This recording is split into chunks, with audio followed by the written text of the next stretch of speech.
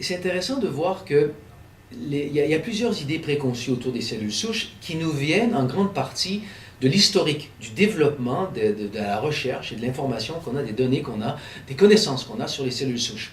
On a au début découvert les cellules souches embryonnaires. On connaît les cellules souches de façon générale depuis longtemps.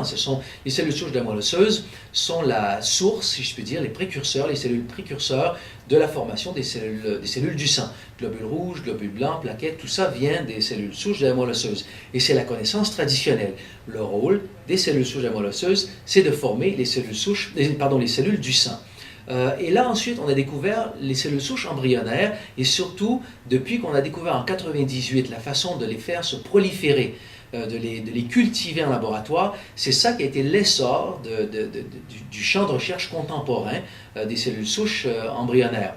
Quand on a découvert ça, découvert les méthodes pour faire pousser, de faire cultiver les cellules souches embryonnaires en laboratoire, on a appliqué ces méthodes aux cellules souches adultes de la moelle osseuse.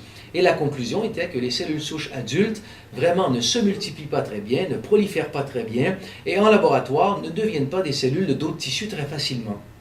Donc une conclusion à l'origine, il y a une dizaine d'années, c'était que les cellules souches adultes sont des cellules souches moindres. Les cellules souches embryonnaires fonctionnent beaucoup mieux que les cellules souches adultes. C'est là, je dirais, l'élément un peu l'idée préconçue, la plus difficile à renverser à cause de cette évolution historique. Alors qu'on sait très bien aujourd'hui qu'en fait, la différence principale entre cellules souches embryonnaires et cellules souches adultes, c'est que la cellule souche embryonnaire peut devenir cellule de n'importe quel tissu.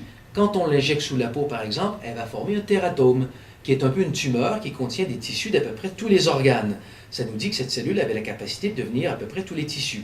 Si on injecte une cellule souche adulte, on n'aura que des cellules de la peau. Donc la différence principale, elles ont à peu près la même capacité, seulement la cellule souche adulte ne va devenir que des cellules du tissu dans lequel elle se trouve.